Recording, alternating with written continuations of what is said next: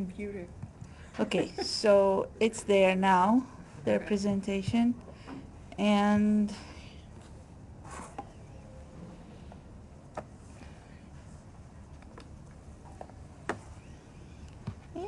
here we go.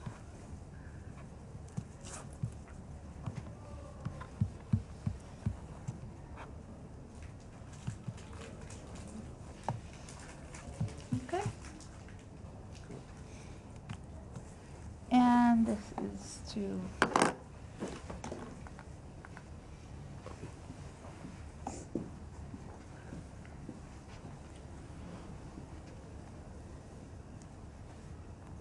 okay, go ahead. Good afternoon, Pam and fellow students. Today, Sonia and I are going to talk about fractionation of pea protein and the impact on structure and functionality.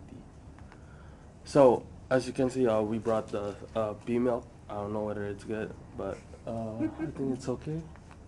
And so I'm gonna discuss about the proximate composition. As you can see, pea has a lower protein content than soy. However, the fat percentage in pea is way lower than soy. This means we can uh, forgot the defatting step and just like it, it will cost less and use a lower amount of time to fractionate the protein in pea. And why pea protein? Pea is already a widely grown legume that is accepted as a common food source for both animals and humans, and it can currently make the claims of being both non-GMO and not a member of the big eight allergens. This is good in like the marketing side. For example, for this pea milk, they put as like a non-GMO.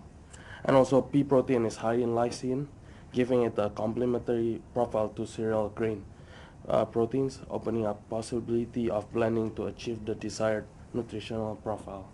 Pea protein is similar to soy protein, so it could benefit from the abundance of research that has already been done on soy.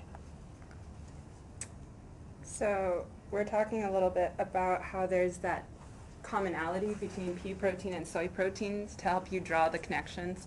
Since we're talking about soy protein in lectures, you can see we've got an SDS page of native and commercial of both soy and pea. And so you can see there's those similar bands with the beta-conglycinin corresponding to the visilin, and then there's also the legumin and then the glycinin that have some bands that are closer in common. So again, this is a reminder of what we've discussed in class. Like soy, the major fractions of protein in pea are also albumins and globulins, and the globulins are the functional proteins, so those are the ones that are of interest. And so we've got legumin and visilin. So legumin is that hexamer, so it has those two acidic and basic units that make up each of the monomers, and so there's the image you're familiar with from class.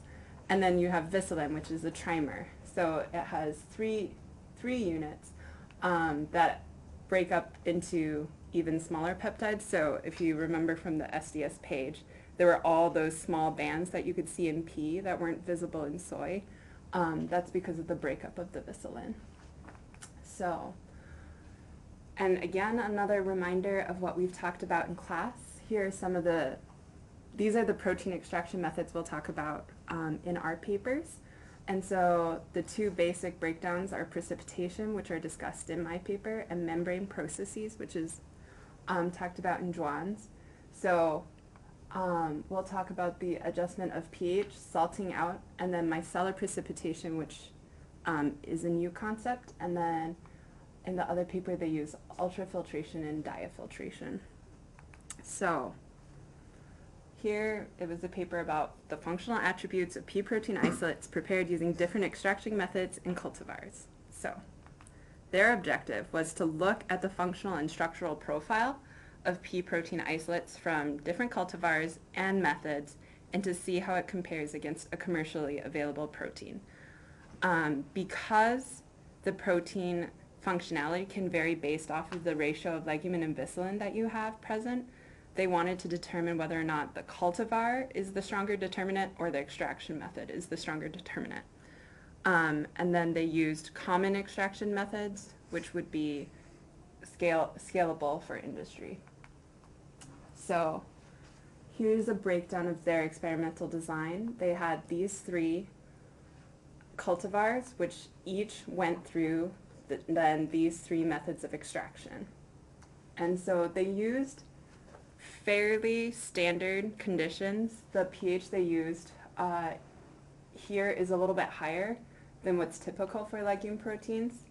And then, so here you have pH adjustment, here you have the salt, and then the dialysis. And then for micellar precipitation, you don't do any pH adjustment or salt extraction. You essentially stir and allow the proteins to precipitate on their own in cold. And so you can kind of guess how efficient of a method that is for extraction. And then also after extraction, they were all freeze-dried before analysis. So continuing, they ran quite a few functionality tests. They did emulsion, foaming, solubility, water binding capacity, which is incorrectly termed water holding capacity in the paper, and then oil holding capacity. They also looked at surface hydrophobicity and surface charge. And then they actually also looked at whey, egg white, wheat, soy, and pea protein. They obtained commercial products, and they used Propulse Nutri-Pea for the pea protein, which was also used in Juan's paper. So, all right, so going back to the extraction methods that were used, the 2 things you want to look at are the protein yield and the protein content. So when you look at protein yield, you can see micellar precipitation has by far the lowest yield, which isn't surprising given that you're not using anything to help push the protein out of solution. There isn't a consistent trend with one cultivar showing higher extraction than the other. It seems to be mostly attributed to the method that was used. And then alkaline and salt extraction are very similar. Moving on to protein content, salt extraction had the lowest. This is possibly due to still having a higher amount of salt present despite the dialysis step. So maybe they need to do better dialysis, more buffer changes. But it's not so much lower that you wouldn't consider using it depending on the functionality testing that you see. So when you look at functionality testing, you can see that there are some differences in the functionality based off of how you're precipitating the protein or how you're extracting it. And so water holding capacity or binding capacity and oil holding capacity are interesting when you're looking at applications. As Pam has said, solubility is kind of the king functionality. If you aren't soluble, everything else is going to go down. So this is what we're most interested in. And here we actually see salt extraction having the highest solubility by quite a bit. So here you've got this really clear divide with micellar being the lowest, alkaline being next, and then salt extraction being really high. And then you can see, compared to commercial at 5%, there's a huge spread. So this is something to keep in mind as we look at the surface hydrophobicity and surface charge. Most likely this huge spread is partly due to the spray dry versus freeze dry difference between their methods versus what would have been done commercially. So, and then one other thing that was interesting is that the micellar precipitation actually had no functionality whatsoever in emulsification capacity. And so what the structure difference is potentially in that method resulting in a complete loss.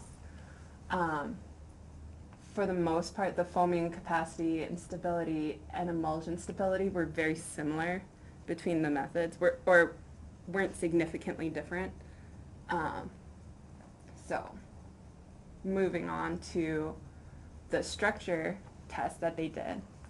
When you look at the surface hydrophobicity, the highest value is actually from the alkaline extraction precipitation, which makes no sense when you think about it compared to the solubility results, because you would actually think that this would indicate lower solubility, but it actually behaved better than than the micellar precipitation, which has the same surface hydrophobicity as the salt extraction. So this, again, this was about 40% soluble, this was about 90%, this was about 60%. So there isn't the expected trend that you can draw between those. And then when you look at the surface charge, there was no difference whatsoever between the methods. And so it's possible that the method they did maybe wasn't suited to their proteins. Maybe they're not getting the whole picture, essentially. And so some of the critiques are that, there was the freeze-dry versus spray-dry. They're looking and claiming really high solubility for their proteins, but how much of that's going to remain if you actually treated them exactly the same as a commercial protein. The addition of DSC would help explain some of the differences, whether or not we are expecting micellar precipitation to have less denaturation because it's a much more gentle, less processed way of treating it, and that's why we would expect the higher level of solubility. Maybe that isn't true, and so having DSC would actually tell us if our theory is correct or not. Running SDS page would also help indicate if there's any variation between the legumin and viscillin, if there's different ratios present, if that's a factor. And then the commercial proteins should also have been tested for surface hydrophobicity and surface charge. They only tested them on functionality, so we don't have quite a complete picture. And then also just a nitpicking, it's water binding capacity, not water holding capacity.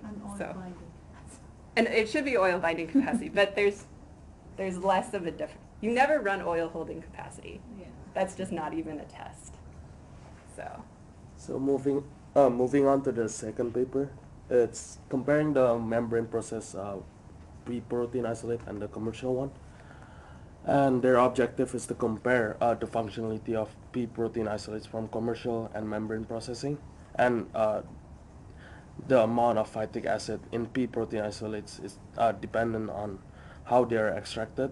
And this study was conducted to demonstrate whether pea protein isolates with low phytic acid content can be produced by membrane processing. And low phytic acid is desirable because phytic acids can bind to dietary minerals and decrease the absorption.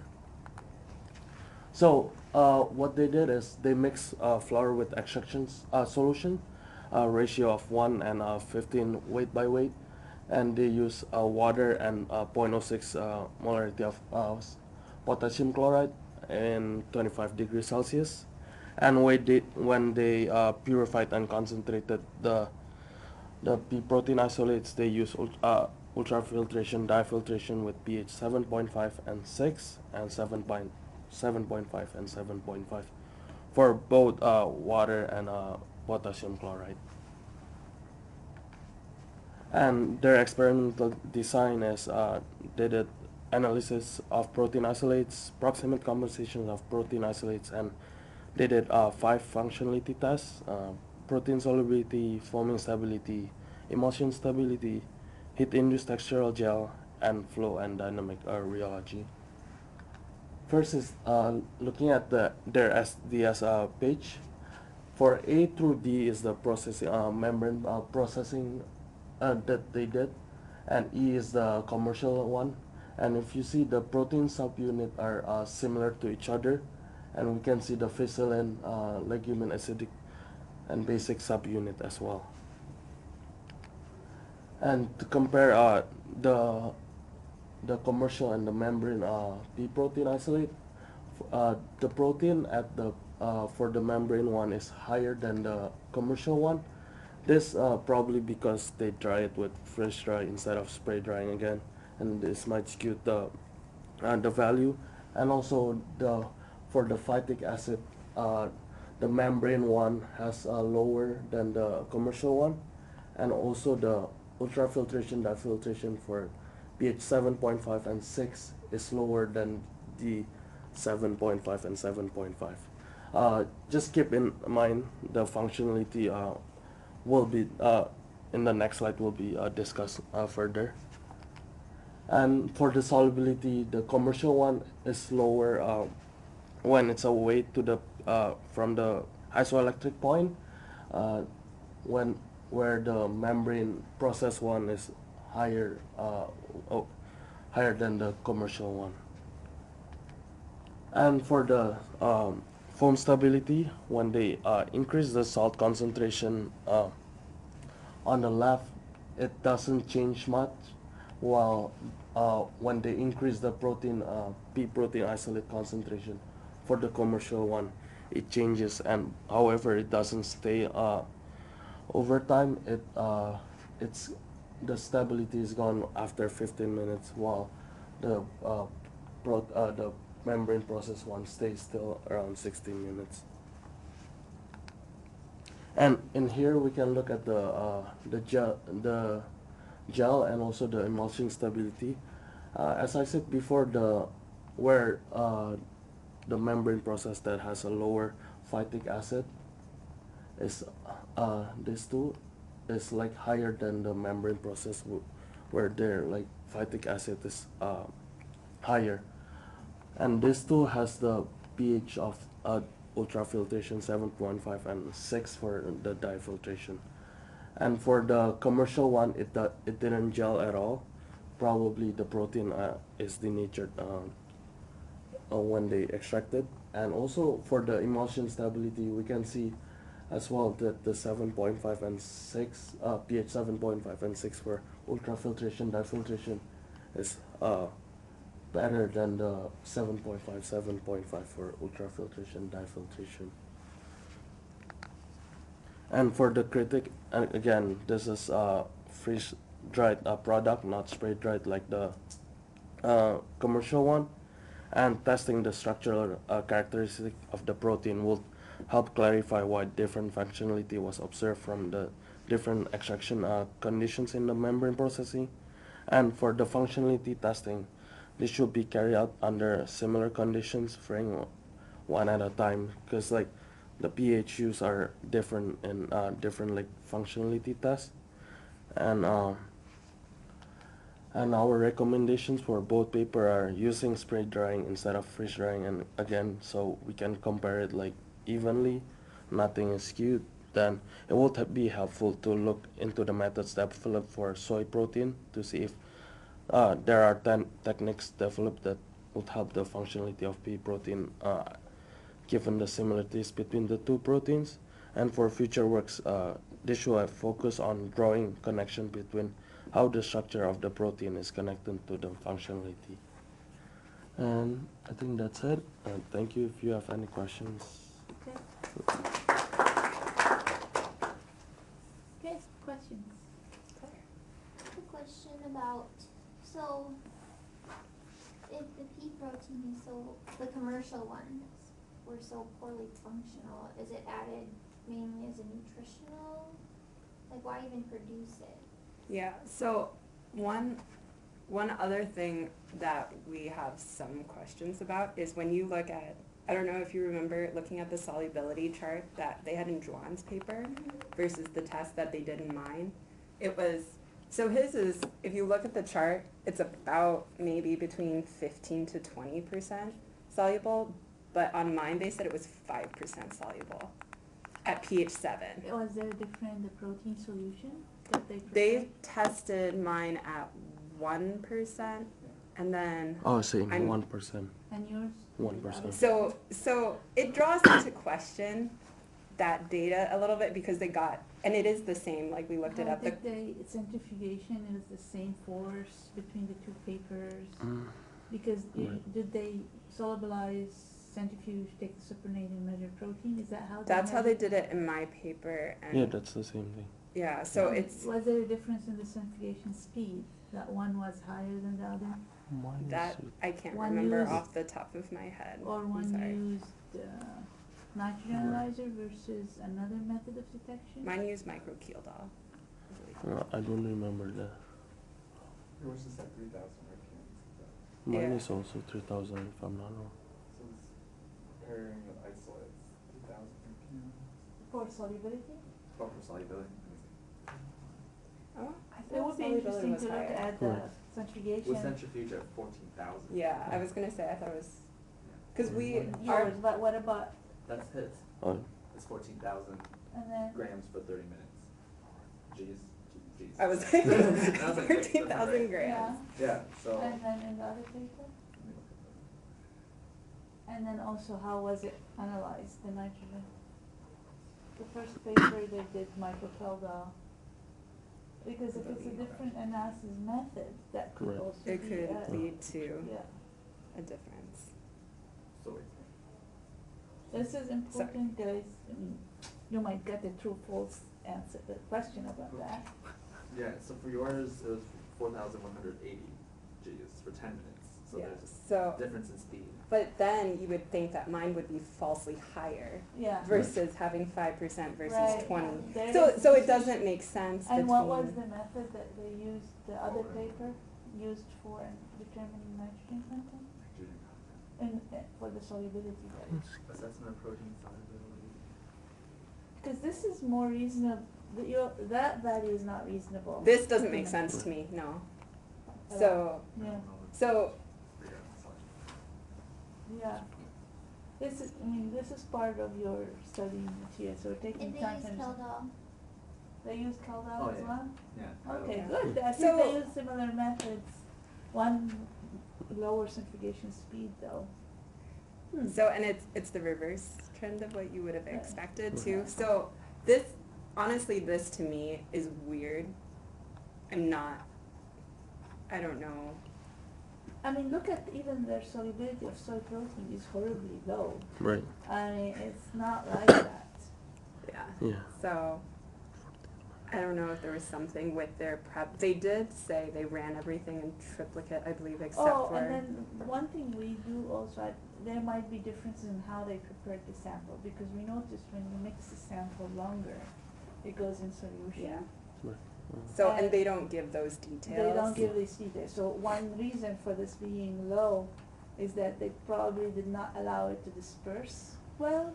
Whey protein disperses much faster than soy and pea, so if they're trying to not given time to disperse well in solution, values will be falsely low. So while we're at here, so micellar protein had low solubility compared to the other. So in micellar precipitation, right? Yeah. So remind me, is that where they did not adjust any pH, they just precipitate, Correct. centrifuge? And that was when we were discussing the paper, that was possibly the reason why. So remember from lectures, Yeah. the effect of salting in. Yeah, So with pH adjustment, you're gonna have HCl and NaOH used, and so you're gonna have salt present. And then in the dialysis, even after dialysis, there's still a little bit of salt present. So, yeah. Is that I what mean, you're that's- thinking? That could explain why the salt extraction is higher, because they're still carrying some salt and Mhm. adding some charges to the protein. But I'm wondering, the way they extracted using the micellar precipitation was it that they formed a dispersion and then centrifuge and took the ones that did not precipitate? Ye- Were not soluble, that precipitated? can you Can you go go back back? a couple of slides? Because there could be the insoluble proteins. So, one more. Okay. So what they do is they stir, Centrifuge. centrifuge, and take the supernatant, and then they take that and let it centrifuge, and then they take the pellet. Okay, So it basic- should be soluble. But they centrifuge it, right? And take the pellet. The pellet is collected. At this step, yeah. Yeah, so basically we're taking at the next step the insoluble protein. Oh, okay, yeah. This is, I don't know, suspended in one normal NaCl. With micellar, Yeah. Because it and says there my- was salt. Sorry. to summarize, is that so the 50 grams of defatted pea flour suspended in one normal NaCl solution, and then that was stirred at everything. And That's that- at the beginning So step? that's the beginning step, sorry. So there is some salting in them. But then that's removed and then it's diluted with just water. So it's incredibly low. Exactly, Yeah. and then they precipitated that, Yeah. so what was the centrifugation speed there? The second step? Yeah. For the micellar precipitation is 4,000 Gs yeah. for 20 minutes. Right. Yeah, so basically they precipitated it out, and then when they measured solubility, it was similar kind of G that they used to precipitate it out. So they just pulled it Pulled it back completely out. So Yeah. here they pulled it out by centrifuging it out, and solubility you're centrifuging it out. Yeah. So that's why the solubility is It's low. so low. Although it's not as denatured probably as when you use a 9.5. Yeah. So that's why it would have been interesting to have the DSC. Right, interesting to there. have a DSC and also to determine, you know, after you do all of this, how much salt is in all of them. Mm-hmm. Yeah. To do an ash. Yep. Other questions? I've got one. So, do you know why they only use potassium chloride to extract than other salt? Because it's what they usually use for like protein extraction, and based on their like so on their paper they said based from like previous research they use potassium chloride at that concentration. A lot of times they're trying to somewhat avoid the addition of salt. Sorry. You're trying to avoid the addition of salt so that you're not going to have to deal with high sodium if you use it as an ingredient for any applications. So that's why people will use potassium chloride. If they're using a higher amount, then that way they get the same, or they get a similar effect of salting in. They have to adjust concentrations, but then they don't have the sodium presence.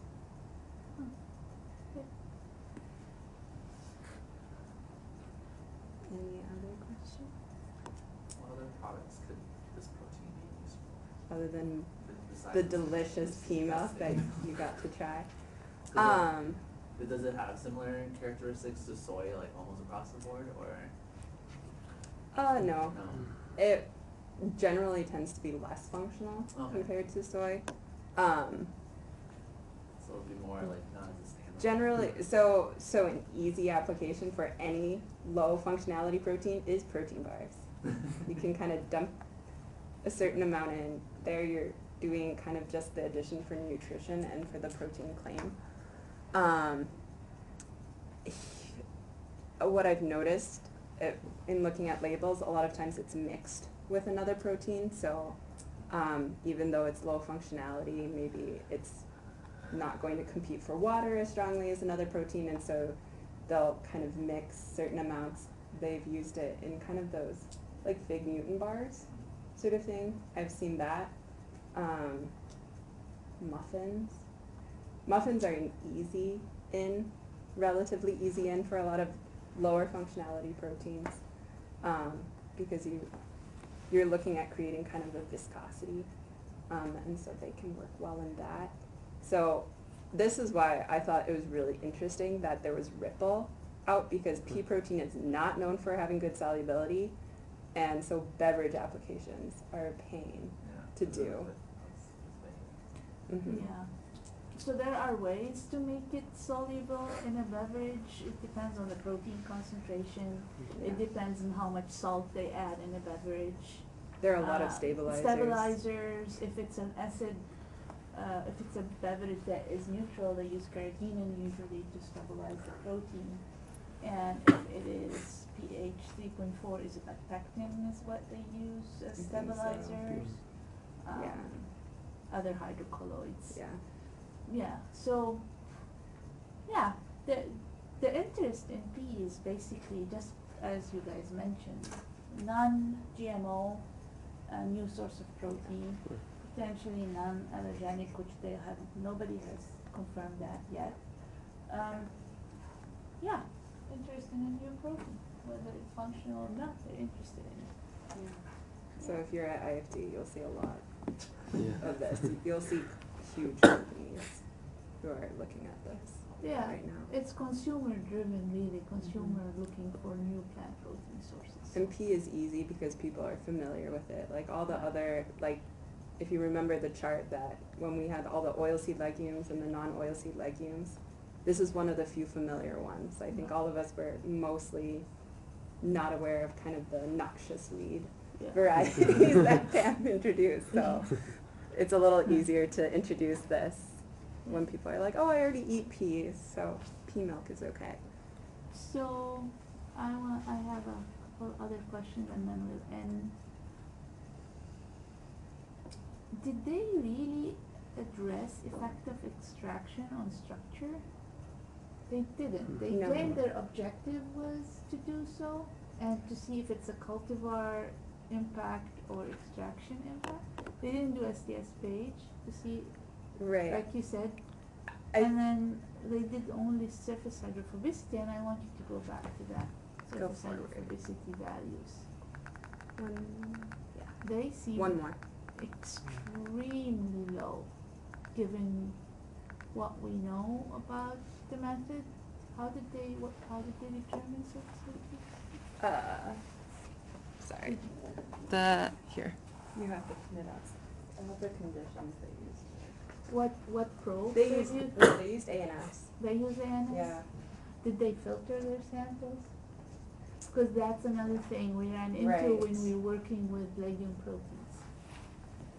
Uh, When you filter legume Yeah. proteins, they're gonna, without reducing agents, they're So- gonna be gone from your. So my one thing about that though is because theirs were so much more soluble. We were having that issue when we had Even really, you would have small aggregates. They will be visibly soluble, but they will be like aggregates. they'll just filter out. Yeah, because the molecular weight of even a soluble soy protein without reducing agents is about 300 kilodalton.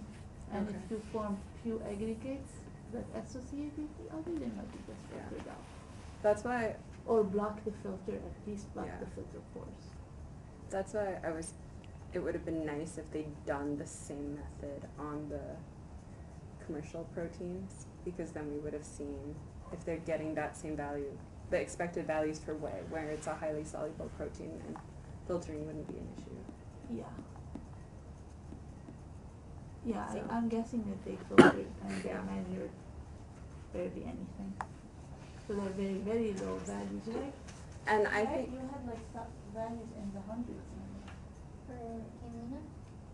Yeah, and you measured soy protein along with it too. Yeah, soy protein at 1900. Yeah, yeah, it's pretty high. Yeah, these values are not even close. true. Yeah. And so I think part of the issue was they had chosen, I'm not sure exactly why they chose these. I'm guessing because they were thinking it would draw links between solubility. But then they didn't see a variation. And so what would have been good when they were doing the research is to say, hey, if I don't see a difference here, what other test can I do? Yeah.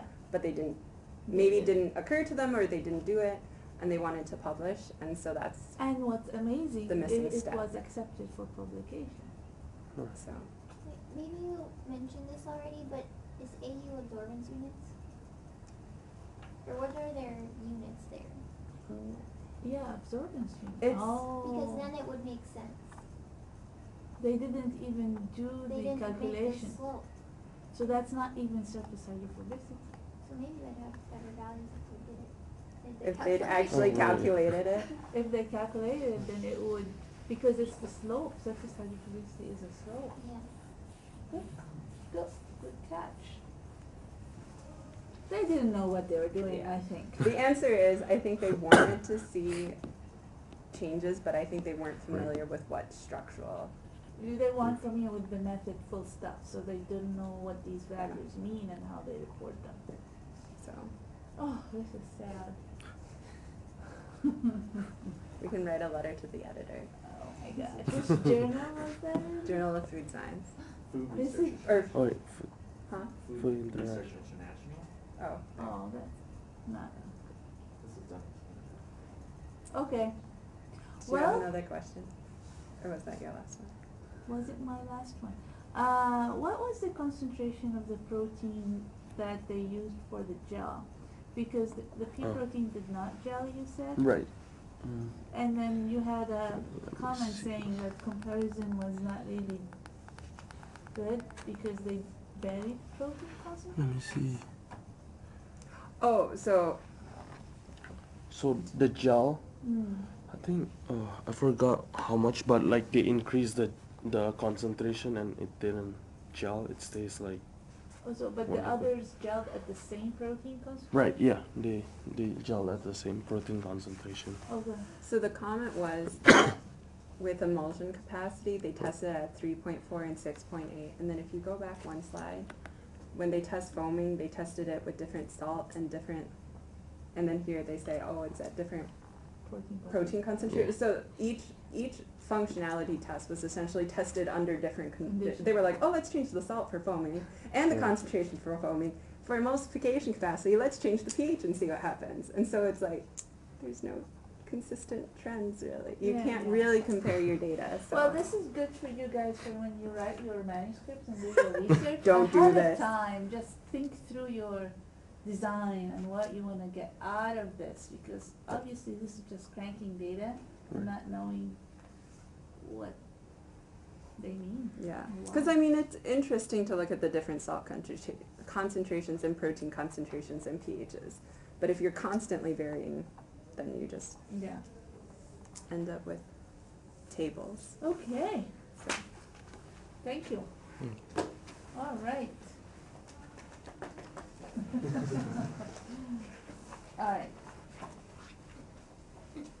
How about you guys take 3 minutes break, and then we start lecture. Do we need to do the self grading or no? Yes, you need. I didn't give you. Yeah.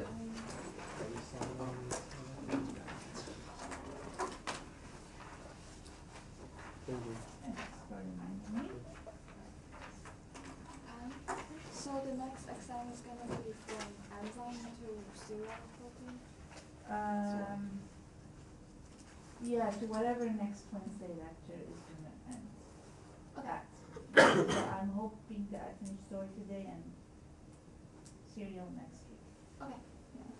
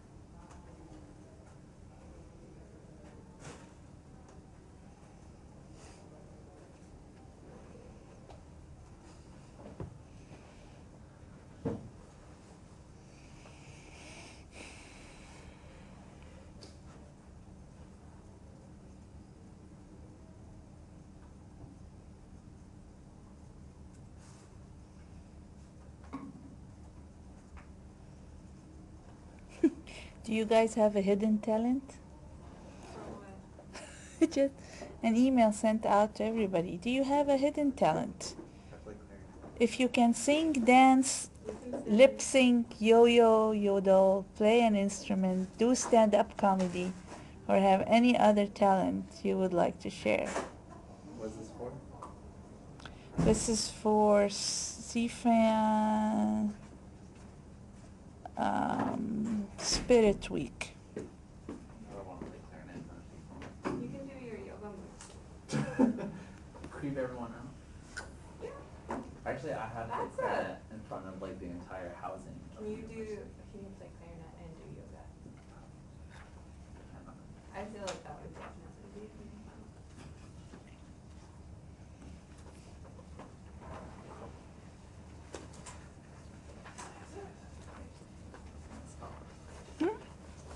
Okay, thank you. Evaluation and homework? Oh, that's right, you guys. There was homework due today. Yeah. And the other one is due next week. Yes. This is the right one. Looking at it, not sure. No, nothing. What did you ask them?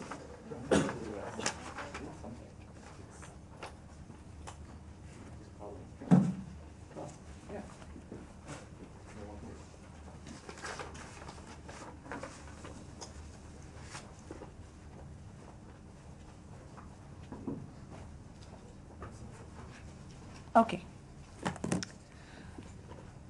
Let's get going with, what's that? I did practice problem 5. I did not realize I skipped one. You skipped one? I did the You- notes. Oh, you did milk versus soy? Yeah.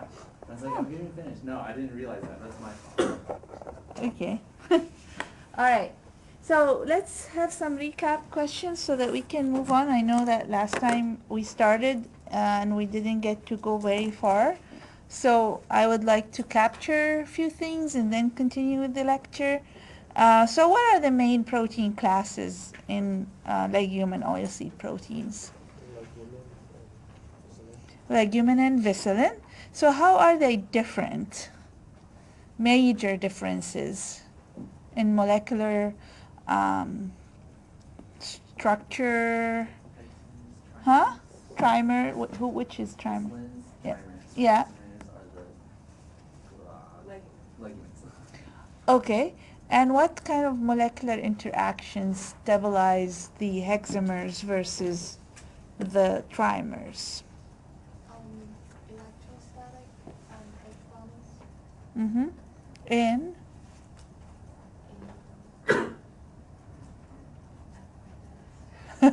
No, but which form has electrostatic and hydrogen bonding stabilization? the The legume. In addition to that, we have, so let's look at them. Okay, so remember we have the acidic and basic subunits. Actually, this is basic, this is acidic. And these two are bonded by disulfide bond. So that's the first type of molecular interaction that forms a monomer. And 3 monomers interact with each other via hydrophobic interaction. The black line is hydrophobic interactions. And then this makes a hexagon, 2 hexagons on top of each other, stabilized by electrostatic and hydrogen bonding, gives you 1 trimer, and 1 trimer gives you the hexamer. So in 1 hexagon you have 3 trimer, 2 hexagons you have not 3 trimer, 3 monomers give you a trimer, and 2 hexagons gives you the hexamer. So 2 trimers equals hexamer. What? So 2 trimers, hexamer. 2 trimers, hexamer. A trimer forms a hexagon because you have 6 subunits. Okay? So each circle is a subunit, but when acidic and basic subunits are bound by disulfide, they form a monomer. That's what students get confused. What's the difference between a subunit and a monomer? 2 subunits here forming a monomer, and 3 monomers forms a trimer, and the hexamer is 6 trimers. Okay? So that's, A hexamer is 6 monomers. Right? what did I say? Trimers. Yeah, you're right. You guys correct me, yeah. So, yeah, a hexamer is 2 trimer. That means 6 monomers. Sorry. Yeah, it's confusing even to me, so. Alright. And then your Vicilin is a trimer and stabilized by hydrophobic interactions. No disulfide linkages. Mainly hydrophobic interactions what the subunits associate by. Okay, so soy protein is a legume and oil seed protein. What are their subunits?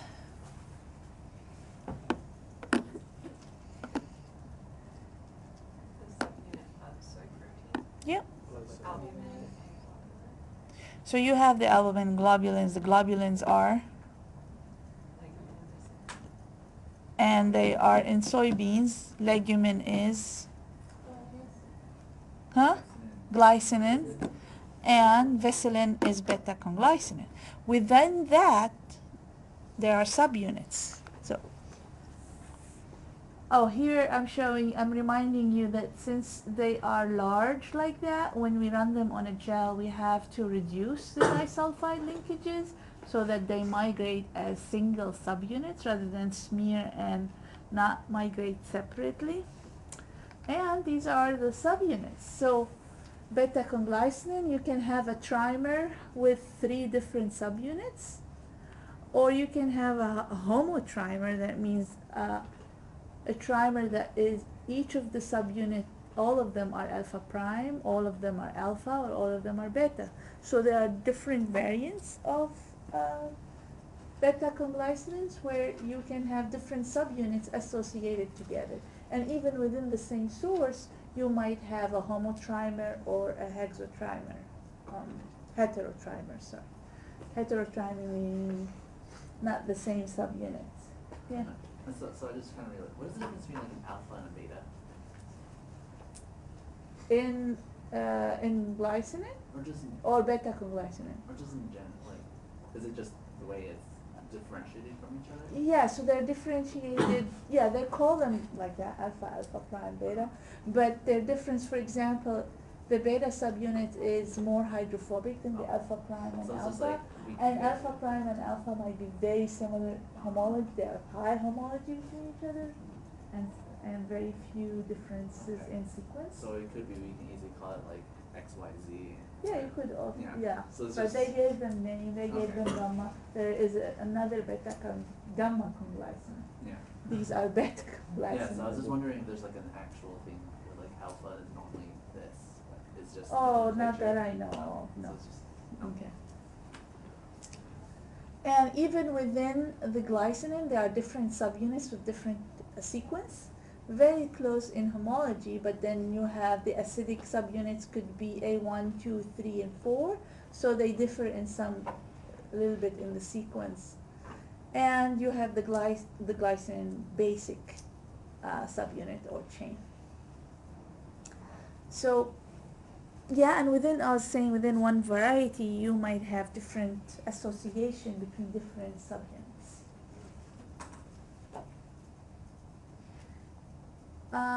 What about the effect of pH on solubility? General effect of pH on the solubility of soy protein? Goes down at the isoelectric. Yeah, so it does have a bell shape in general, and around the isoelectric point 4 to 5 you have low solubility, and then as you go down in pH or high, and high here because of ionization of cysteine, SH and OH groups. Any questions? Yeah. I'm always hopeful, yes. No, this is a clarification question. Yeah, cool. Go ahead. So glycinin is vicilin? No, it's Other way legumin. beta Wait, but then glycine. which one's 11S and 7S? So 11S is legumin and 7S is vicilin. Wait, does sedimentation coefficient have anything to do with size? Yeah. So the higher, the bigger size, which is glycine, is the 11S. Okay. What? I just thought that, I thought I saw on an SDS page the 11S was above the 7S, meaning Where is the bigger, 11S? but then glycine is lower. Yeah, the glycine are lower because they are the subunits. It breaks. They broke down into the 40 and 20, the 40 and 20 subunits, but this is at about 300 molecular weight. They're associated. On the SDS page, you break everything down to the subunits, and that's why you see them different. Good clarification question. Good. Any other clarification question? Here's your chance. Okay. Well, here's the thing. Next Wednesday we don't have the exam, but try to study as if we have an exam and come with questions. Yeah. All right, I want to go back. I know I rushed through these 2 slides last time, and the information on these 2 slides are important in understanding the behavior of soy protein under different pH and ionic strength. So I want to go back and slowly go through them again. So we talked about the impact of ionic strength on solubility at different pH. So this is an article that looked at glycine, just glycine, a fraction of soy protein, not the combination of glycine and conglycine, just the glycine. And they looked at effect of pH when you have an ionic strength of 0.5 versus 0.2 versus 0.03. So the fact is, when your ionic strength is 0.5, hydrophobic subunits don't want to be on the exterior. Okay? Because of that, what's exposed, the acidic groups, predominates the exterior 12 times more than basic groups when you have high ionic strength. When you reduce the ionic strength to 0.2 or 0.03, you will have more of the basic subunits exposed on the surface. Okay? So when you have more salt, they're going to hide. They're going to not like that. And what will be exposed are the more charged subunits. So the acidic groups that are less hydrophobic will be exposed 12 times more. Okay, keeping that in mind, let's look at the solubility impact. So at high ionic strength, you don't really see a dip in solubility. Solubility is the lowest at low pH because now the acidic groups are protonated, right? At low pH, acidic groups that are negatively charged are protonated, so you lose the net charge. And you have high salt concentration that will compete for water. So there will be less interaction with water and the protein. Okay. On the other hand, when the ionic strength is lower, you have less of the acidic groups on the surface. You have more of the basic groups. Basic groups are positively charged. So you will have a net positive charge when you decrease the pH, and since you have less salt, more water will interact with the protein. So you have this effect. Same at higher pH, you will still have a net negative charge. You're still going to have a net negative charge because 12 times more the acidic groups are, 4 times more in this case, the acidic groups are exposed. So you are still going to have charge here, you're going to have charge there, and more water interacting with the protein here and here, so less salt competition for water. Okay, is this clear? Would you like me to repeat? This is your chance. Yes. You would like me to repeat? Okay, good, thank you. So, do you understand the high effect high salt effect? Can you explain the low pH? The low pH? Okay. So you have more acidic groups exposed than the basic groups. So you have a lot of negative charge when you have high salt concentration. So when you have negative charge and you're decreasing the pH, they're going to pick up a proton. So they're not going to be in a charge. So there will be no charge, not a lot of net charge here, in addition to having high salt competing for water. As you increase the pH, the carboxyl groups are going to give up their hydrogen and become negatively charged. That's why you continuously see an increase in solubility. Now, on the other hand, when it's low ionic strength, you have less of the acidic groups exposed. Then you see the traditional ion distribution, charge distribution. At low pH, you have some basic groups exposed, so you have some net positive charge.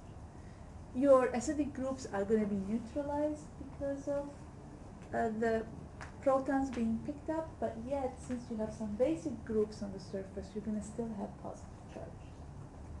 Okay? So you will still have positive charges here, and since you have low salt, you'll have less competition for water, and the water will interact with the protein. On this side, you will have net negative charge because the basic groups will start giving up their hydrogens, their protons, and then you'll end up with a net negative charge. Okay? And then around the isoelectric point, obviously, you will have less interaction with water, so lower solubility. So you will have the traditional bell shape when the ionic strength is low. Okay? All right. Let's look at the impact of the acidic and basic groups. So here we looked at glycine as a whole. Here there's the glycine fraction, which is the triangle. And they separated the subunits on top of that. So they looked at the basic subunits of glycine, and they looked at the acidic subunits of glycine to see how they impact solubility. So the acidic and basic subunits are different in amino acid composition. So the basic subunits have 47% of their amino acids as hydrophobic, whereas the acidic, they have 36.6% of their amino acid as hydrophobic, yes. So this is more hydrophobic than the acidic. Basic is more hydrophobic than the acidic. Most importantly, out of all of the hydrophobic amino acids, alanine, valine, leucine, and phenylalanine are the critical hydrophobic amino acids. So, looking at the percentage of these critical amino acids, you have the basic has 28% of them. 28% of the amino acids are valine, leucine, isoleucine, and phenylalanine. Acidic, 20% of the amino acids represent these four. 28% is above the critical limit for hydrophobic association. 28. Oh. Yeah, so 28.1. So it's at the critical. At the critical percentage where hydrophobicity governs interactions is the strongest interaction. Whereas 20% is below. Alright. So if we look at the basic subunits, since hydrophobicity governs the interaction, so even if you change the pH to have a little bit more charge at low pH and high pH, it's still low solubility, 30% compared to 90%. So this tells you that no matter what, if they carry charge or not, since they are really high in hydrophobic residue, association via hydrophobic interactions is going to overcome any repulsion due to charge. Okay? That's why they're low in solubility. and they have a wider range of isoelectric point. They are so much sensitive to pH, in a sense that if you don't have enough charge or a little bit of charge, it's not going to make an impact on solubility due to high hydrophobicity. Whereas looking at the acidic subunits, they follow the regular bell shape. So the acidic subunits will, since you are below the critical percentage for hydrophobicity, they're going to be, the electrostatic interactions will govern over hydrophobic interactions. When you have high net charge here and high net charge there, you're going to have electrostatic interaction governing more than hydrophobic attraction because of lower percentage of hydrophobicity. Okay. Now, if you look at the acidic subunits versus the glycinin, the acidic subunit is the square, and the glycinin, which is a mixture of basic and acidic, they have the same profile. Why? Take a minute, 30 seconds, think about it. Why these two are similar?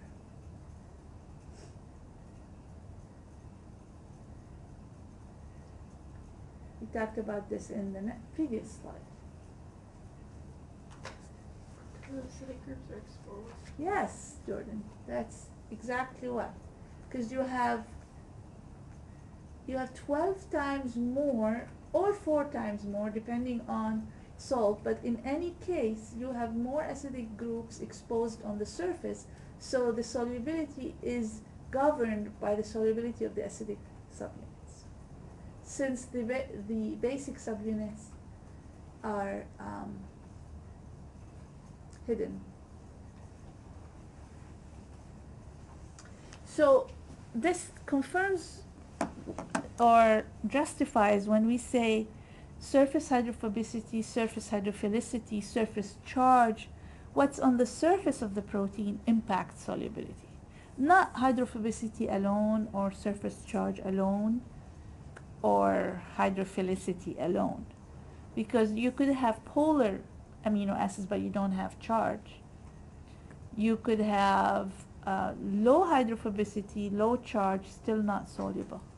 So there are multiple interactions that goes on with how much surface hydrophobicity, surface charge, and surface hydrophilicity impact your solubility.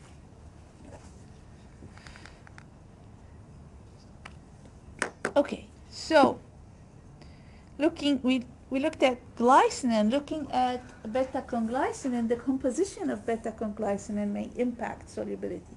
The composition meaning, is it a homotrimer, like you have 3 alphas or 3 alpha prime, because it's a trimer, right? Or 3 beta, that means it's a homotrimer. So homotrimer are soluble when you have high salt over a wide range of pH.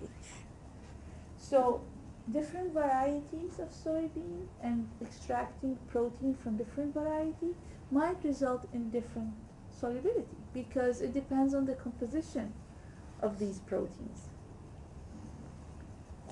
So this is the idea behind this slide, is to tell you that we cannot generalize and say beta-conglycinin is soluble over a wide range of pH.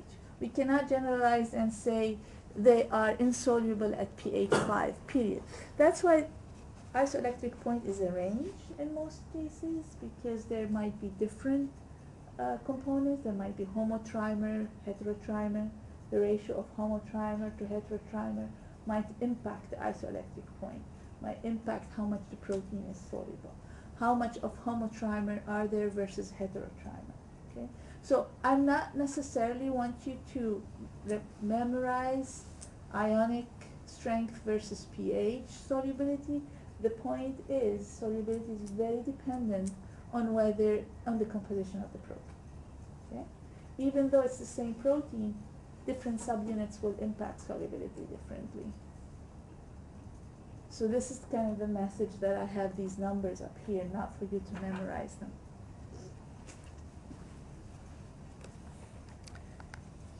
Okay. We agree so far, we've talked about this many times already, that the structure and molecular property, that means the amino acid composition, the configuration, the molecular interactions, all of this dictates functional contribution. For soy protein specifically, it is known for its ability to gel and emulsify. Okay? It's not really an viscoelastic protein. It's not really your first choice for foaming application. Might not be your first choice for a clear beverage. It's not going to give you a clear beverage. So its functionality is mostly gelation and emulsification, and that's what I'll give some explanation on. Okay, so gelation, like we already know, it's really dependent on heat, amount of protein in solution, the pH of the system, and the ionic strength. It's a combination of these conditions or the impact of different conditions. So if we look at glycinin itself and we say, okay, we're going to heat at 100 degrees C at pH 7 and ionic strength of 0.5. Okay, so they are going to form a soluble aggregates. You're going to denature. Because if you remember, the denaturation temperature of glycinin is higher than the denaturation temperature of beta-conglycine. It's around 90-ish, 92, 93 degrees C. So we're heating above its denaturation temperature in a reasonably good amount of salt at neutral pH. We're going to denature and form some aggregates. If the concentration of the protein is low, let's say I have 1% protein, 2%, 5%, 7.5% even, it's not going to form a good gel matrix.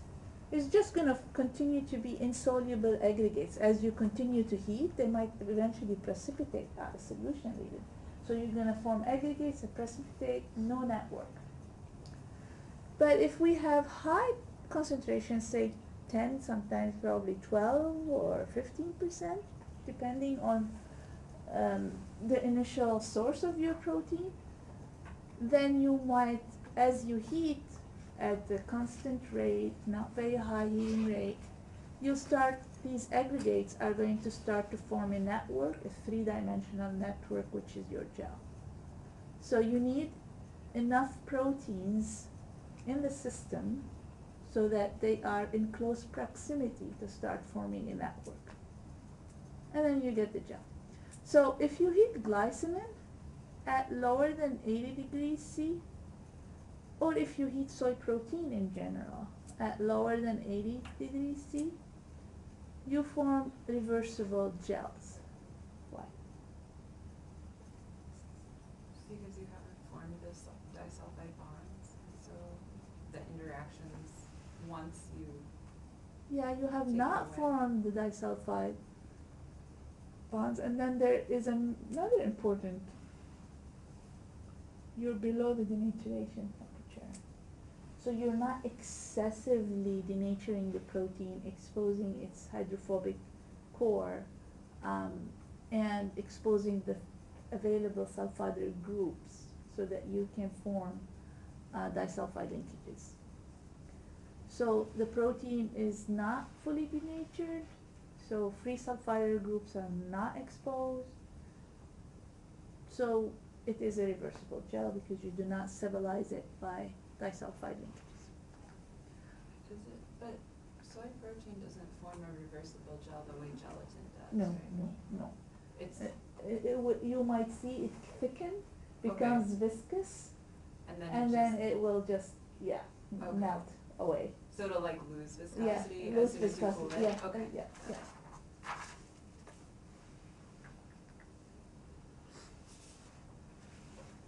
All right. On the other hand, beta-conglycinin in general, compared to glycinin, will form weaker gels because it's a glycosylated protein, so the net charge is really high, or the hydrophilicity on the surface is high. So you don't have enough attraction between the proteins to form a strong interaction for the matrix. So a lot of the charge acidity, net negative charge that is on the exterior, again, some amount of repulsion. And you don't have sulfide groups, so you don't form disulfide linkages to strengthen. So if you just look at if you have a beta-conglysine unit, even if you have probably 20% protein in there, it's not going to form a strong gel compared to, let's say, glycine at 15% protein. Obviously, you will form mixed systems. Obviously, in industry, you won't have just glycine fraction versus beta-conglysine fraction. You tend to have SPI, but they differ in glycine to beta-conglysine ratio. The source differs, so the glycine to beta-conglysine ratio, if you have higher glycine to beta-conglysine ratio, the higher that ratio, then you will form better gels. The lower this ratio, you will form weaker gel. You can, and also again, I highlight the subunit species is very important, because different species might be different in charge and hydrophobicity. Okay, so this is an example where you actually can modify your protein, and we'll talk about protein modification in a couple of lectures here. So you can modify the protein to see what happens to the functionality. The intent usually is to enhance functionality. So in this example, this article here, they used 2 different enzymes, and each enzyme targeted different subunits or different fraction of the protein. So papain enzyme hydrolyzed beta-conglysine. So lane 2 is a papain hydrolyzed SPI. So you don't see the beta-conglysine subunit. They were hydrolyzed. The pepsin hydrolyzed sample, the pepsin hydrolyzed glycine. So you don't see the subunits. This is just the your regular SPI. Okay, so they looked at the gelation strength or hardness, the gel hardness of each of these different proteins, the papain hydrolysate, pepsin hydrolysate, and SPI. And then, so this is reduced conglycine hydrolysate. I don't know why they use this kind of terms, it's confusing. Reduced conglycine hydrolysate. Here, reduced glycine hydrolysate. So you can see that the glycine that is missing, reduced glycine, formed a weaker gel. But when they hydrolyzed the beta-conglysine, the gelation was the hardness of the gel was a little higher than the control. So it improved a little bit, but it wasn't impacted as much as when glycine was hydrolyzed. So this is confirming now that glycine is the driving force for gelation. So maybe if you want to, in this case, enhance solubility, they didn't measure solubility here. But if they're looking for solubility, if they form a beverage with that, it won't gel over time, I'm assuming. Because part of the limiting factor for using plant proteins in beverages, even if they're soluble at the beginning, over time they're going to gel and precipitate, and you have a very short shelf life. So that's where modification plays a role. How can you change? That's, going back to the pea protein, since it's not functional, why are people interested in it? New source of protein, but can we make it functional? Yeah, modification might help. And that's the last lecture that we'll be talking about, modification. How can you change the structure to enhance functionality? Okay.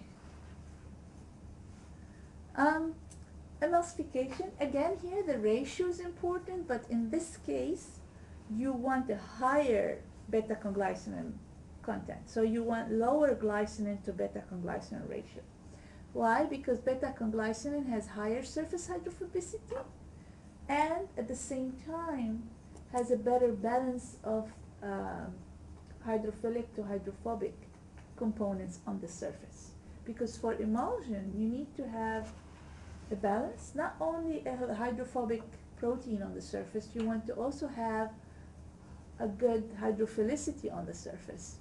So that higher acidity, more glycation, gives you a better hydrophilic to hydrophobic balance.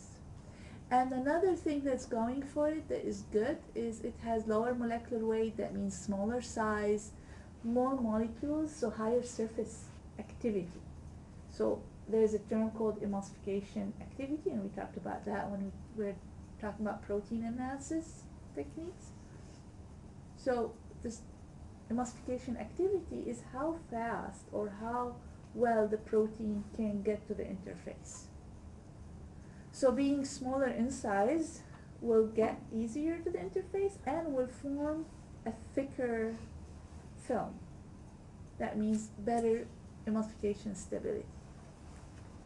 Okay, to put things in perspective, looking at the emulsification of sodium caseinate versus soy protein isolate in a native form versus whey protein isolate. These are data that, you know, gotten individually from different students from my lab and put together here. So I think Lou did the caseinate, Chelsea did SPI, and you did the WPI. Okay, so yeah, so to put things in perspective, obviously the sodium caseinate is the natural emulsifier, and SPI emulsifies not as good as caseinate, but better than whey protein isolate. So that's where it stands in comparison to other common protein ingredients.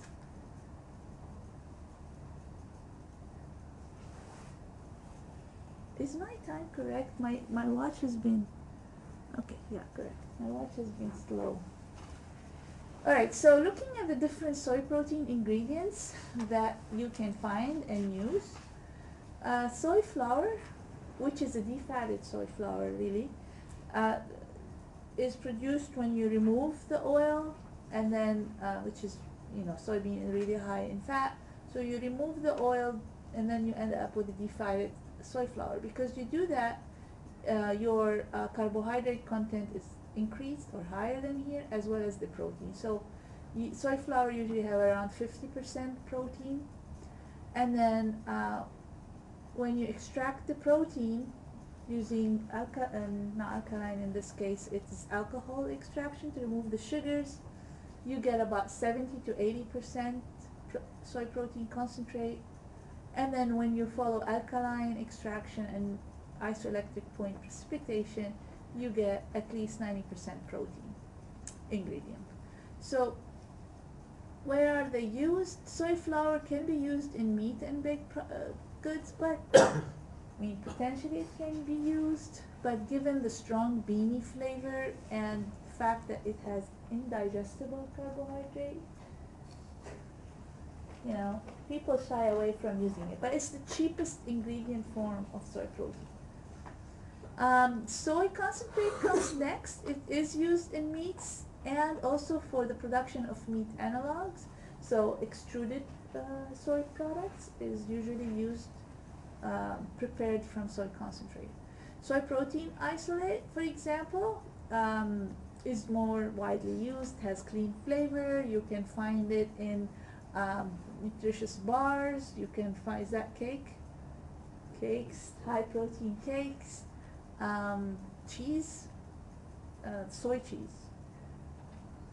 Okay, so here's an overview of the process. Again, I told you, if you can produce better figures for me, just email me and tell me I'm going to work on figure number this. Would be nice. There are several of them that are poor here. There's this, and then there was the structure of glycine and glycine. So is each one worth 5 points? Did I say 5 or 2? I said 5? Yeah, each 5, but you know, let's distribute the love. Let's each one of you pick one and do it. And just let me know. Okay, so you start with soybeans. Obviously, you crack and dehull. So these are the hulls, these are the cracked soybeans. And then you get, or the soy chips they call them. And then there's a conditioning which is at certain temperature and humidity level to just soften it so that you can flake it. Flake it, usually it goes through rollers and then it presses it out to flake it, so to kind of help in releasing the oil. Usually there is a oil pressing step, but if they want to follow a gentler procedure, there's no press. It goes to defatting using solvent extraction. But usually they press the flakes to release a lot of the oil, a big percentage of oil, and the remaining oil is removed by hexane extraction. And then you end up, so you get the oil, and then you get, you remove the solvent. Obviously you don't want your solvent, that's usually done with heat to dry off the solvent. And then you get the defatted flakes. Defatted flakes can go into different routes. So we usually get defatted flakes to produce our own soy protein isolate. So you can produce an isolate, you can produce a concentrate, or you can actually just produce a flour. Just take it and make it into a flour. So these are the three ingredients: soy flour, concentrate, isolate, and then you can have this texturized product. So if you want to produce concentrate, you use aqueous alcohol, you remove the sugar, you dry, you end up with a product that's mostly protein and some fiber. There's no starch in soybeans. The other route is where you do the pH extraction, and you like 7.5 to 8 pH, and then you solubilize the protein, you precipitate the fiber, and then you end up with a supernatant that has the protein and the small sugars. That's why you precipitate the protein to remove the sugars, to separate it from the sugars by isoelectric point precipitation. Conditioning here meaning really you can dialyze to remove the salt, and definitely neutralize before dialysis. Or pass it through membrane, or they don't usually do that, they keep the salt in there if it's not really high in salt. And then spray drying usually, and then you get your isolate. And here concentrates can go in, be blended with water, and then go through extrusion, and then you end up with an extruded vegetable protein. Yeah, I went through this on that previous chart, and you've seen this before anyway when we went over protein separation. Oh, so you can produce tofu, obviously, from soy. So here's the general way of doing it. You can start off and produce soy milk and have soy milk, or you can continue with soy milk and produce tofu. So it's a very simple procedure to produce the soy milk. You get the beans, you soak and grind with water. You produce your slurry, you heat it. This step is mostly to inactivate trypsin inhibitor. And then you filter, you get the residues commonly known as okara. You might know this term. And then the filtrate will be your soy milk, and here goes. That's the simplest way of producing soy milk. Was it Sohara? Okara. I think it's Ochara. What is that again? It's the residue. That could be a Huh? Could be a colorful What question. is Okara? Okay, and then here, if you want to produce your regular tofu, again, this is a figure that you can regenerate for me. Okay, so you start with soy milk, around 5 to 6% solid. You heat it up, and then you add a coagulant. Oftentimes it's a calcium source that will help with polymerizing, another college board question, polymerization of the protein, building bridges, given it's a divalent charged, positively charged ion, that divalent positively charged ion can help with linking proteins and helping polymerization. So you get a better gel. You separate the soy milk whey, similar like the whey from cheese, but it's soy milk whey. And then you cool down the curd and cut, and you get your regular tofu, So is there still? which is tasteless, textureless. I like texturized soy protein, but the tofu, I can't, the texture. So does soy milk whey still have a decent amount of protein? Or Well, that's a good question. It could have like the albumins in okay, there, the just 'cause I soluble was like, protein. I feel like most of it should coagulate. Like, Most I of it feel should like it's coagulate, but mostly you will, I'm not sure, I'm sure there is protein in Right. there, but I'm not sure about the Like how percentage or what kind of proteins that are in there. Yeah, haven't looked into that. Okay, so this is where you extrude it. So you can start off with either soy flour or soy protein concentrate, mix it with water, produce kind of a viscousy dough-like substance, and then you put it through the extrusion, pressure builds up, and then it expands, creating the spongy meat-like texture. Very interesting. So, huh? So you like that kind of soy? Yes, I like that kind of soy. Mm-hmm. Then you cut, shape, and use it in any way you want. So, drying, so this is kind of the step, that's your mixing, extrusion. You can change the types of dye you put on the extruder, then it will have different shapes, it's fun.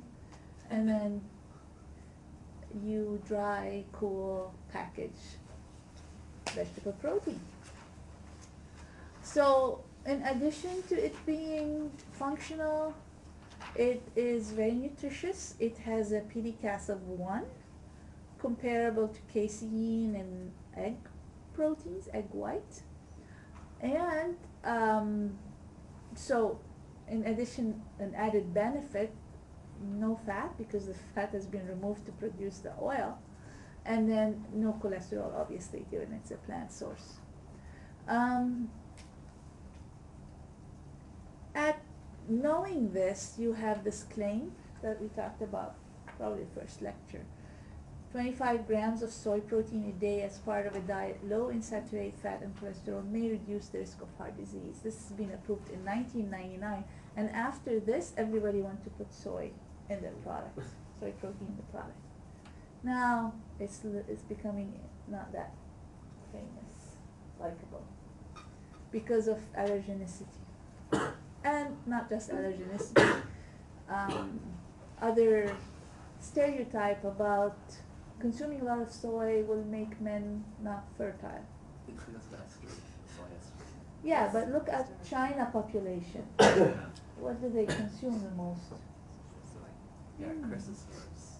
We like soy, but Anyway, so other health benefits of soy is decreased breast and other cancer, prevention of osteoporosis, and claims are that they are actually, some of these benefits are associated with the isoflavones that are the phytoestrogens.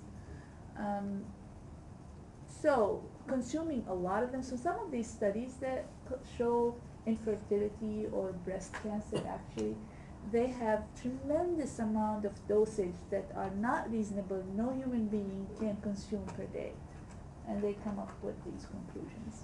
So I have a question, because I've heard, so I've never heard that it decreases the risk of breast and other cancers. Yeah. Because what I've heard is my aunt had breast cancer, and so she's like the small group of the population where it's like once you've had it, the esterogenicity of soy is actually an issue because it could trigger the cancer to come back.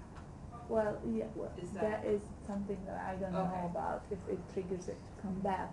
But like I said, there were studies showing that actually causes breast cancer, but Okay. again, these studies were done in animal models where they feed the animal dosage that is beyond what humans can consume. Yeah. But I don't know if it 'Cause- will trigger it to come become bad? Right, I don't doubt that, I'm sure it doesn't cause the cancer, but it's just one of those things where it's like, if you're not at risk, there's no issue with you eating Yeah. it. But once you've had it, it might be, it's like soy allergy where it's like, Yeah. when you're sensitized, then Right. it can be an issue. Yeah, see, I was it's, just these curious. kind of conclusions are very tricky too because of the population variability and genetic makeup of the people too.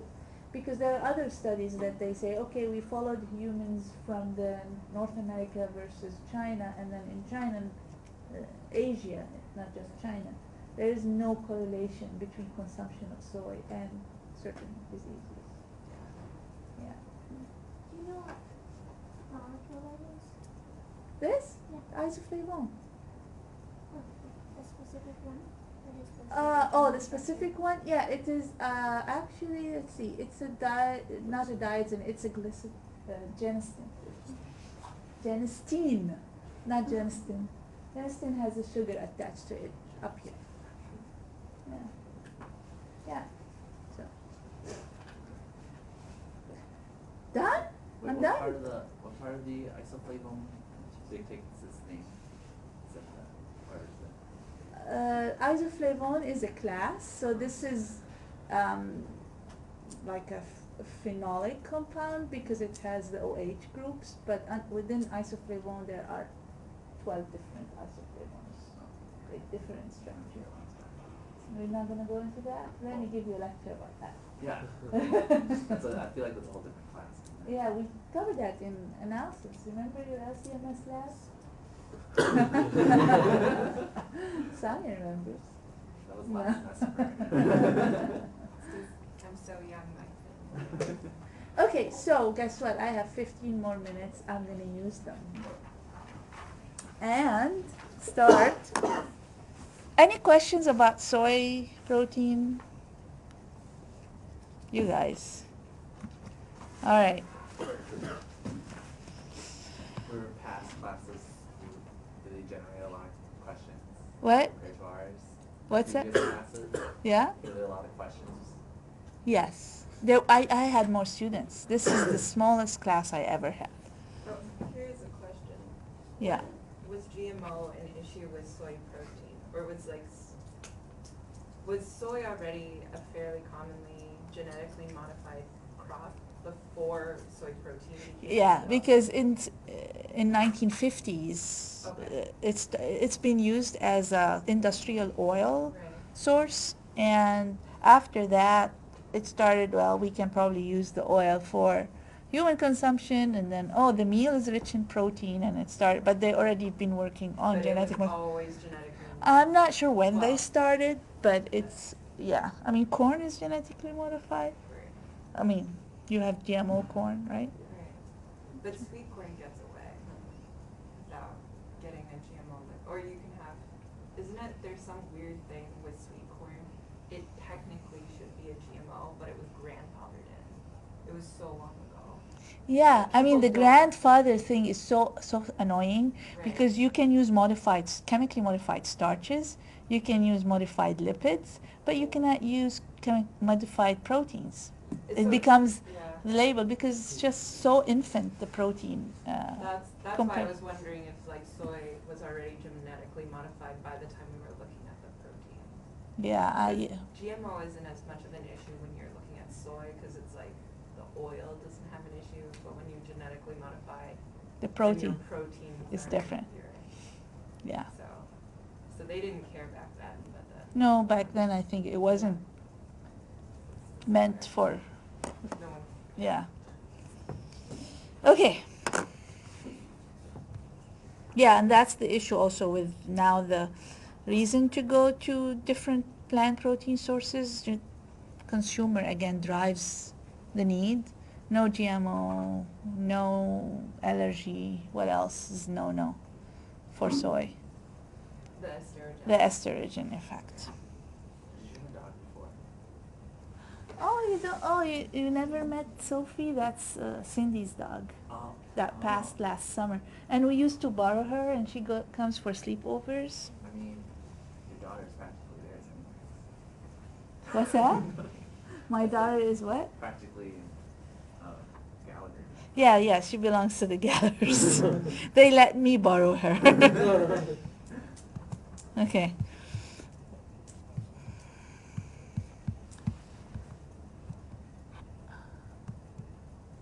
Cereal proteins. Another fun protein.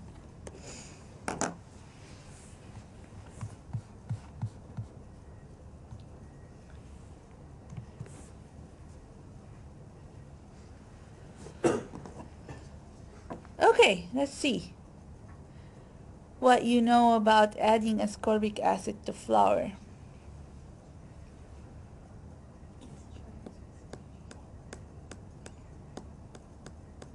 Yeah, I expect Georgia students to know this. No pressure. What do you guys think? I will say none of the above. None of the above. Why? Because Jaya's working on intermediate wheatgrass and then she Forget about intermediate wheatgrass. It's just like, Yeah, oh, yeah, that. yeah, that's not the norm. Huh? All the above? Let me see. I forgot. Okay. No, it can't be A and B together. They kind of opposite each other. Right. Huh? It's A and C. So, ascorbic acid you all know as a reducing agent, right? But ascorbic acid in a dough system, it acts as an oxidizing agent. So it promotes the formation of disulfide linkages because disulfide linkage formation is due to oxidation. You reduce them into free sulfide groups or you oxidize free sulfide groups to form a disulfide linkage. So when you create more disulfides or create interchange of disulfide, the gluten strength is improved. So why would it act as an oxidizer within the dough system?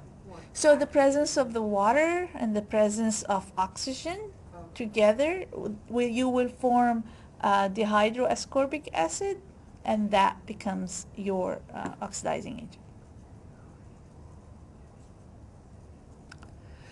Okay, so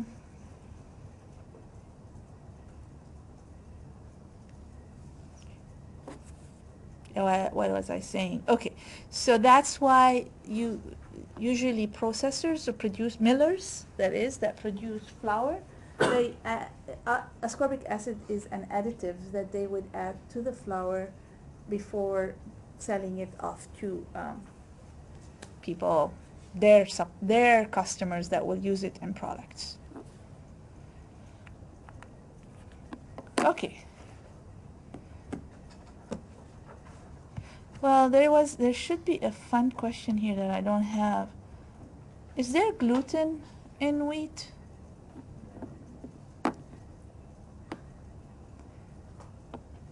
I'm not looking at you.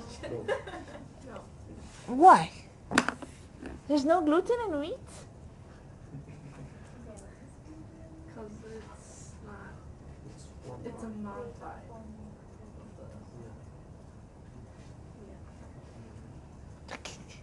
What are you doing? There are gluten-forming proteins. So gluten is formed when you knead the flour with water to form the dough. Then you form this elastic, viscoelastic matrix that we call gluten. So in wheat, there are gluten-forming proteins. Okay, going back to this. All right. So what about class transition?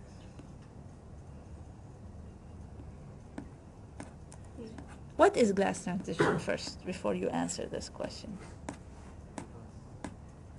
Starch molecules goes. We're not talking starch, we're talking protein. Oh. I don't care about starch. And it goes from a glassy state to a It is the temperature at which the temperature and moisture combination at which the protein in this case goes from a glassy state, very rigid, not malleable, to a rubbery state.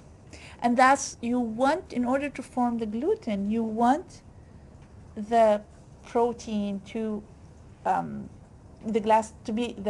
conditions to be above the glass transition conditions, so that you have flexibility of molecular flexibility in order to form your gluten. So you want to bypass the glass transition temperature.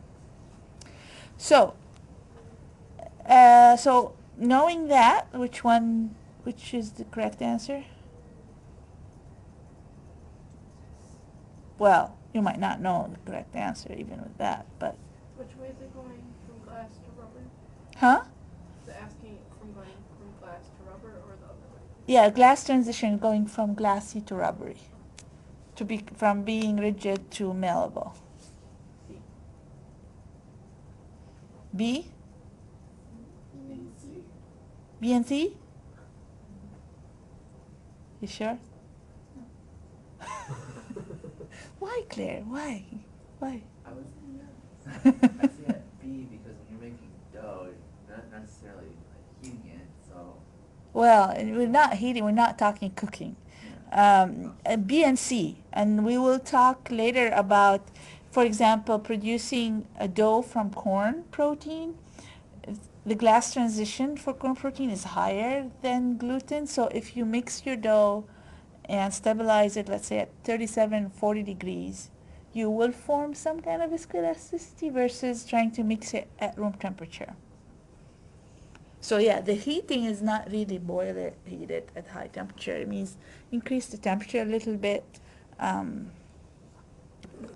Yeah, because the glass transition is not only impacted by moisture content or temperature alone, it's a combination of both.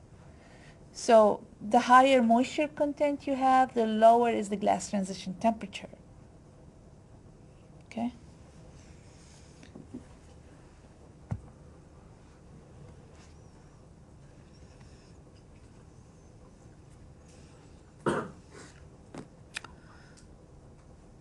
Who likes this?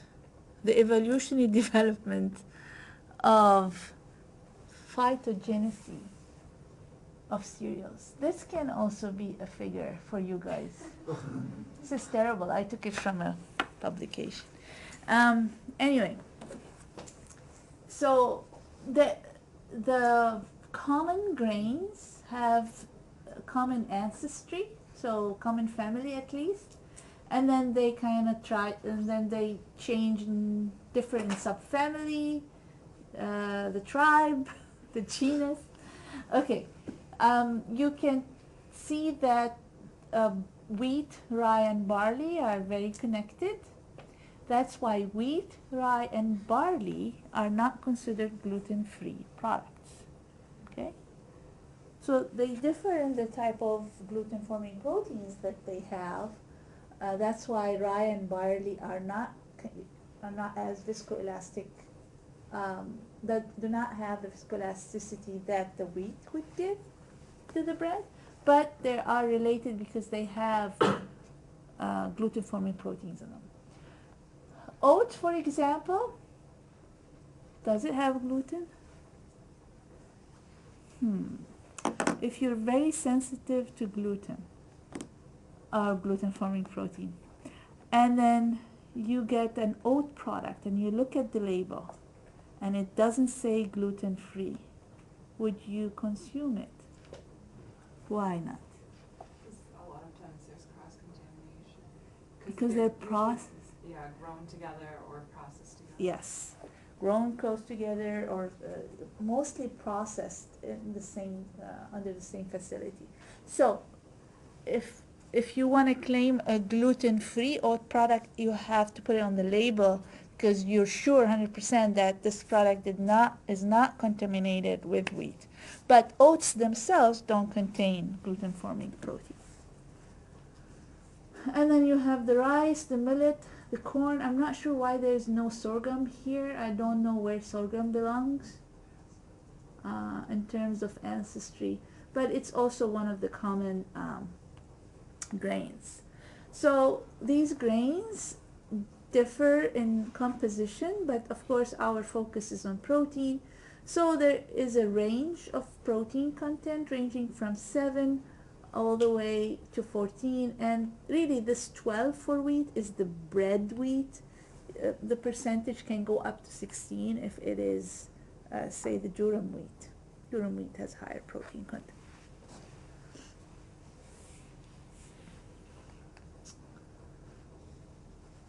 Here you have a lot of College Bowl questions can be formed. So oftentimes you go, okay, there are globulins and prolamins. These are the main classes of proteins in cereal. So the prolamins are named prolamins because they're very high in proline content. So that's what it is. Now, under prolamins of the different grains, so for example, maize, the prolamin in maize is alpha-zine mostly. There are some, is that sigma? Yeah. And then sorghum is caffrin, is the main protein. So the callable question would be, what's the main protein in sorghum? Caffrin. Okay. Then you have the rice. You have prolamine in rice. You have globulin in rice. And the globulins in rice are glutelin, and they are orezinin. So, again, if you're asked a question, what is the glutelin in rice? It would be this. What's the prolamine in rice? It would be just a variety of non-named molecular weight subunits. So let's look at wheat. So there's a common, what do you call, nomenclature discrepancies, I want to say. So a lot of people refer, or publications refer to gliadins and glutenins as prolamine, but really gliadin is prolamine and glutenin is a form of glutelin, because according to Osborne fractionation, the prolamine are fractionated or extracted using 70% alcohol, whereas to extract glutelin you need acetic acid or acidic conditions and detergent or a reducing agent combination. So because of that, they are classified differently as prolamine and glutelin, but if you read publications, sometimes they refer to both of them as prolamins, because both of them really are high in prolamine, but this is a distinguishable structure different than your gliadin prolamins. So I just wanted to point this out. It might not be pointed out in your slides, but I just put it up here to make sure that I don't forget saying that. Okay. Time. I got carried away. All right. Yeah, people will start coming in. Gliadin is spelled G-L-I-A? No, Or G-L-I-A. okay. Yeah, not A-I. I have it here wrong. Thank you for noticing this.